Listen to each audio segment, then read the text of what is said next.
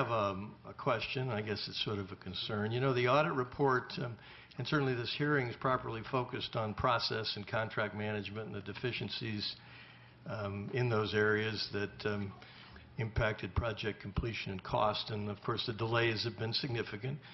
And from the perspective of some of us, the cost increases have been breathtaking. But I want to step back and ask a question, but first set the stage for my question. You know, it's my understanding that modern-day high-speed rail probably dates back to Japan, maybe in 1964 before the Olympics, and then followed by Italy and France. That's almost 50 years ago. And it's also my understanding that at least some form of a high-speed rail system was operational in Germany as early as 1933, maybe from 33 to 39, and that's certainly over 80 years ago. So this is not a new technology, at least at its basic form. And when we talk about projections for completion of phase one of 2033, maybe later, maybe much later, maybe 2050, given all that, and given the extraordinary speed with which technology is changing with respect to transportation and the transportation of people from one place to another, whether we're talking about autonomous vehicles or hyperloop transport, and I guess this is my question. Has anyone inside your organization or outside your organization, to your knowledge, taken a step back, climbed up to 30,000 feet, and reassess the continued viability of the concept of a high-speed rail system in 2033 or 2050 or beyond? Because $77 billion is a lot of money, and it's probably not going to be the end of the question because we've got a phase two. Or have we simply been on autopilot since, not a criticism, but simply been on autopilot since 1996 or 2000 or even 2008 with respect to the concept? Well, the autopilot never got engaged on this, fortunately, but we pay attention to what appears to be going on, at least being considered, potentially developed, and that sort of thing. What we also notice is that what is actually being built around the world continues to be high-speed rail.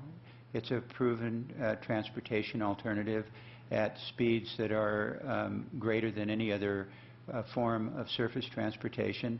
And while we read also about Hyperloop and Maglev and all that sort of thing, we don't simply take a position that it may not be viable at some point in the future. But what we're doing is we don't see in the near term or during the life of a high-speed rail system that's just being built that it is necessarily going to be surpassed by other forms of surface transportation. And it certainly looks as though it meets perfectly the requirements of a state geography similar to what we've got here in California. Well, I understand that's the High-Speed Rail Authority's view and the board's view, and I'm sure you talk about it. Sure. But has there been a Tiger team put together or a project team, some other group, to actually study the impact of extraordinary changes in technology just in the 6 years that I've been here, to compare that to the business plan that we started to put together in 1996 and 2000.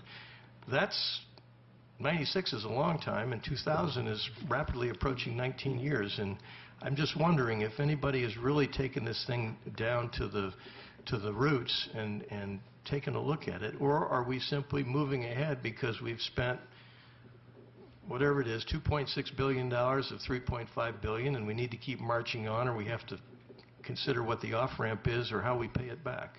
Is that a fair question? I think it's a fair question, and I am not aware of a Tiger team having been formed. What I have thought about with regards to this is that whatever the form of transportation may be, with however technology changes, one thing that is an asset that survives all of that is the right-of-way that the state of California and it has and the taxpayers have paid for.